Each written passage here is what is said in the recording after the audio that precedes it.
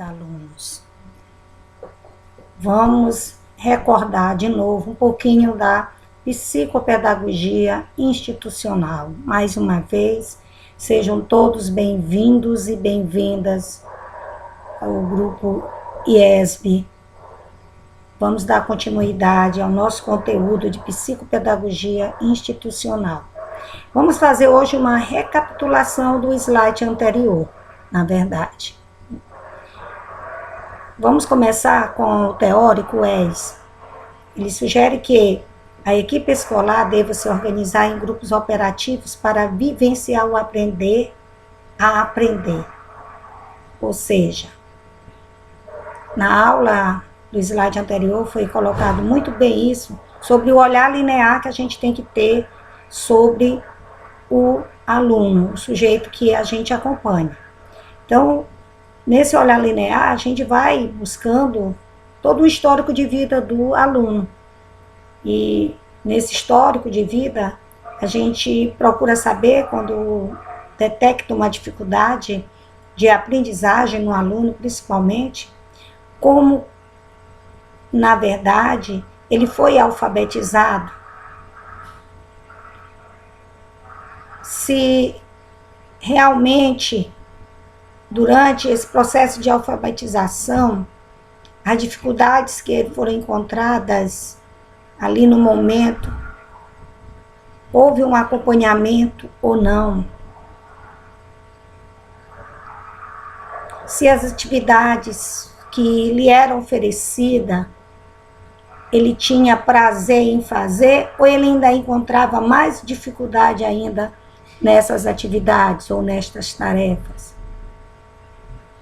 Qual foi o sentimento que cada um, quanto à aprendizagem da leitura, da escrita, da matemática, da física e das demais outras áreas de conhecimento, que ele teve quando necessitou, na verdade, de ter esse convívio com essas áreas de conhecimentos?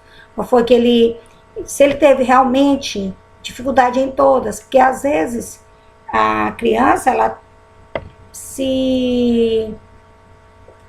como é que eu digo? Ela tem mais interesse por uma área de conhecimento. Às vezes ela gosta muito de ler, às vezes ela gosta mais de escrever, às vezes ela gosta mais de português, mas não gosta de matemática, não gosta de física. E assim são todas as outras áreas, né? Então é aí que a gente, nesse acompanhamento, que a gente vai ver qual é a área de interesse mais deste aluno. Como é que os pais também reagiram nesse processo esse, quando ele descobre que o filho tem uma certa dificuldade, ele procurou ajuda, né, nesse momento que o filho encontrou aquela dificuldade no filho. Como foi também a conduta dos professores que tiveram diante do processo de ensino, de aprendizagem, quando perceberam que este aluno tinha uma dificuldade, que proposta ofereceram, o que fizeram, né, para ajudar este aluno, né? E quais os sentimentos despertados no dia da avaliação, que é um momento que às vezes, para muitas crianças, falar em avaliação, hoje é prova, tem criança que dá até dor de barriga. Então, para a criança que tem dificuldade de aprendizagem, para elas também deve dar, com certeza, né, também uma dorzinha de barriga. Então, qual é o sentimento despertado nesse dia de avaliação? Quando você vai fazer uma prova, como é que você fica? Como é que você consegue fazer a prova? Então, são investigações que a gente procura fazer durante o percorrer, né, desta investigação. Então, quando partimos para essa investigação, consiste em quê? Em diagnosticar através de um processo investigativo as causas que podem estar impedindo o curso regular da aprendizagem do aluno, né? A circulação do conhecimento, o papel das lideranças, que no caso essas lideranças lideradas é o corpo docente da escola, é professor, é direção, como os motivos que podem levar também ao sucesso, né, organizacional. E nós podemos também, né, ajudar o professor a perceber sua maneira de ensinar, se essa maneira que ele ensina está apropriada ou não à forma do aprender do aluno, pode dar algumas orientações e acompanhamento ao professor que tem este aluno com dificuldade de aprendizagem. Nós não vamos ensinar uma receita, né, porque ninguém é um bolo para, né, se fazer como uma receita, mas dar algumas estratégias, algumas dicas, e não só orientar, mas acompanhar se está dando certo ou não, para que possamos estar mudando de estratégias, porque cada caso é um caso. Tem criança que você orienta, faz isso, consegue avançar. Tem criança que às vezes aquela estratégia não conseguiu, e aí nós temos que mudar. Quanto à formação, é importante que o psicopedagogo ele tenha a formação específica, né? Para chegar a ser um psicopedagogo, lógico, ele passa por uma especialização, né? Ele deve adquirir competência na área administrativa também, né? Ter uma leitura prévia do que vem ser realmente uma instituição escolar, como é que ela funciona, conhecer também as teorias sobre liderança, sobre comportamento grupal e análise do potencial e desempenho, ter uma leitura prévia do que vem ser aprendizagem, o que é dificuldade de aprendizagem.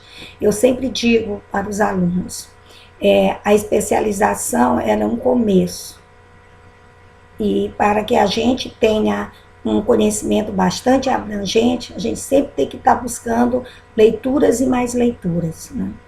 Independentemente da área de atuação, o profissional ele precisa conhecer, compreender como se dá o processo da construção do conhecimento, conhecer as dificuldades de aprendizagem, as possíveis formas de intervenção, precisa saber até onde pode ajudar, o momento certo para fazer o acompanhamento. O seu trabalho nunca é individual. Também. Ele deve buscar constante o quê? Aprimoramento, está pesquisando, está estudando, está trocando ideia com outros profissionais também, porque às vezes você tem um olhar, o outro profissional já tem outro, então a gente acaba trocando e tirando as dúvidas. E aqui estão algumas atribuições do psicopedagogo, né? Ele tem que participar na dinâmica das relações da comunidade educativa, que é a escola, favorecendo, eu já até falei no slide anterior, processo de integração e troca, fazer essas orientações de metodologia, de acordo com as características dos indivíduos e grupos, né? Realização do processo de orientação educacional e vocacional também, já até falei para vocês, contribuir com as realização visando a melhoria da qualidade interpessoal e intrapessoal dos indivíduos, de toda a comunidade, o desenvolvimento de processos socioeducativos a fim de resgatar os valores de autoconhecimento, desenvolvimento de ações preventivas, detectando as possíveis perturbações no processo de ensino-aprendizagem. E aqui é como procede, na verdade, o atendimento psicopedagógico. A gente tem que buscar o contexto da família, né? Sempre está o contexto familiar, é o primeiro que a gente procura saber, onde a gente faz, na verdade, um levantamento prévio desde o nascimento da criança, o histórico de vida da criança, na verdade, né? Contexto escolar, a gente considera como é que é a criança na escola, como é que ela participa das atividades, se ela tem alguma dificuldade em relacionamento, como é que ela reage a tal situação, avalia-se a aprendizagem, o método de ensino, como é que ela está aprendendo, se ela participa na sala de aula, se ela faz todas as atividades, como é essa relação do professor com o aluno-professor, contexto social dentro da escola, como é que ele se relaciona socialmente, não só com o professor, mas com toda a escola, com os colegas. Aí vem a questão da aprendizagem cognitiva também, que a gente observa, né? A questão da percepção, atenção, concentração, memória. Como é que a gente observa isso através das atividades na hora do atendimento que a gente propõe a este aluno. A linguagem, que a gente considera os aspectos relacionados com a expressão, a compreensão da língua portuguesa, questão da oralidade, da leitura, da escrita, todas essas são observadas através de atividades que se propõem no atendimento, e a questão das afetividades, né, a parte emocional, entre outros.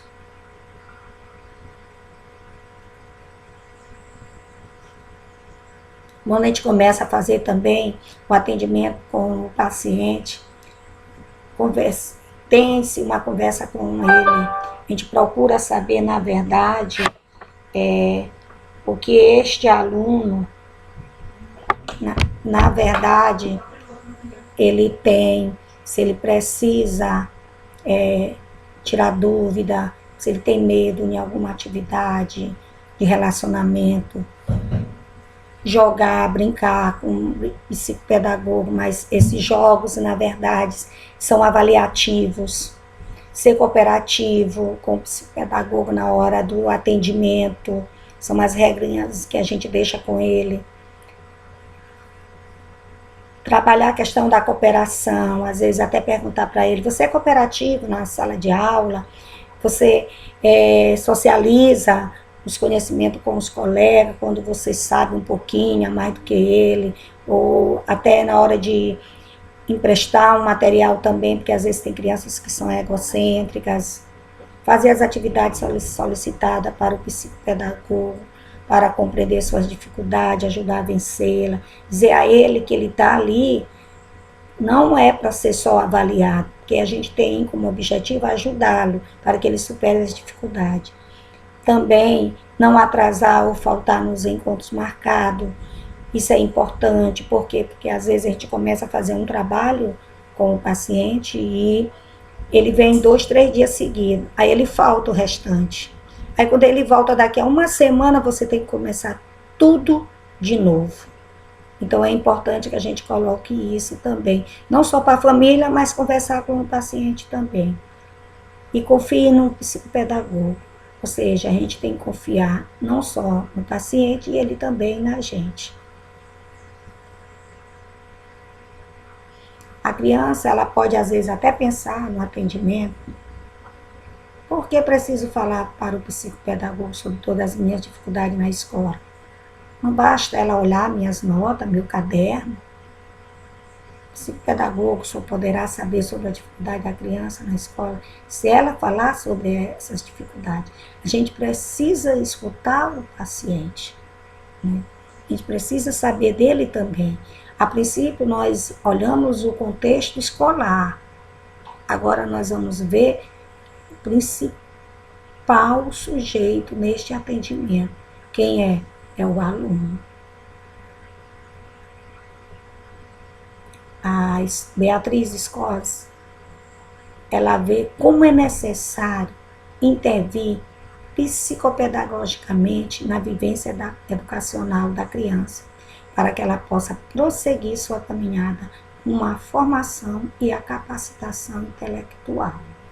Então, veja, a intervenção ela é fundamental para o desenvolvimento do sujeito, porque no começo eu falei, a intervenção ela ajuda a prevenir. Então, quando se fala em prevenção, procura-se o quê? Ajudar. E é esse que é o nosso objetivo, é ajudar o sujeito a superar as suas dificuldades. E nós temos, para finalizar, uma atividade avaliativa. Vou ler aqui para vocês. E qualquer dúvida, né, vocês podem tirar comigo, né, no WhatsApp também. A atividade que ele propomos agora é um resumo expandido, baseado, né, em algumas referências. Esse trabalho ele é individual. Você conhece o passo a passo de um resumo expandido? Sabe por onde começar? Para esse primeiro momento de decisão, é importante que você anteriormente tenha realizado uma releitura sobre o assunto.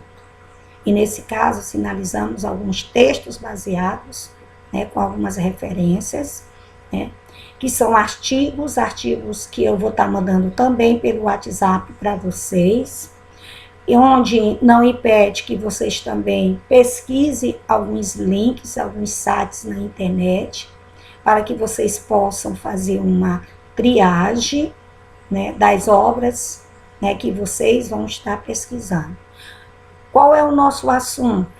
Não é a psicopedagogia institucional? Então, eu estou mandando para vocês, né, uns artigos sobre o assunto e vocês vão encontrar vários outros artigos com a temática.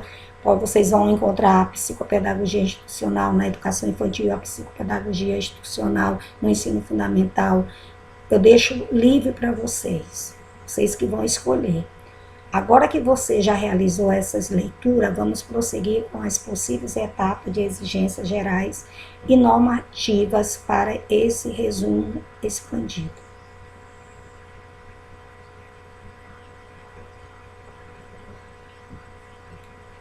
Esse resumo, você vai pegar um título, como eu falei anteriormente. Eu vou falar sobre a psicopedagogia na educação infantil, a psicopedagogia institucional no ensino fundamental. Pronto, é o título. Então, você já vai procurando a temática, vai ser aí. Você vai ler esse artigo, fazer um resumo, né? Geralmente os artigos lá na frente já tem até o resumo, você pode ver. Você pode estar pesquisando algumas revistas com assuntos dentro da psicopedagogia institucional, né? Pegar as palavras-chave, o corpo do texto, que o corpo do texto todo mundo já conhece, já fez TCC, conhece, né? É o desenvolvimento da ideia da pesquisa, com início, meio e fim, com as considerações finais e as referências de que vocês pesquisaram. Ou seja, apresentando objetivos, né? Até teóricos, né, que vocês pesquisaram, a metodologia que vocês utilizaram, né, que vai ser muito de referência, porque não tem pesquisa de campo, né? A formatação do texto tem que atender, como vocês sabem, é um trabalho acadêmico, né? Com as margens esquerda, superior, 3 centímetros, margem inferior e direita, 2 centímetros, texto em fonte, Time New Home, tamanho 12, espaçamento tem 5 páginas numeradas, né? O texto do resumo expandido deve conter pelo menos 5 laudas, no máximo 8, né? Não esqueça disso.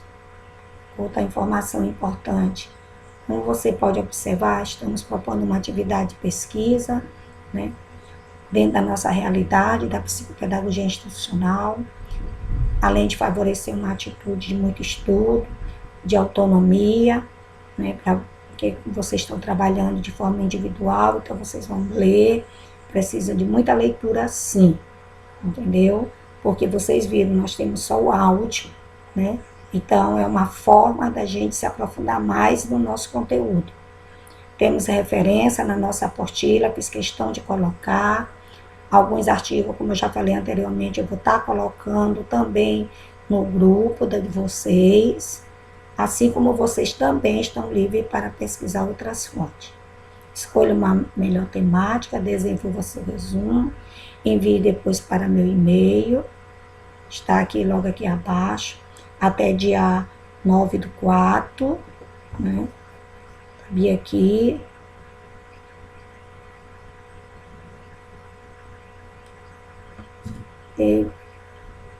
Meu e-mail, vocês já têm.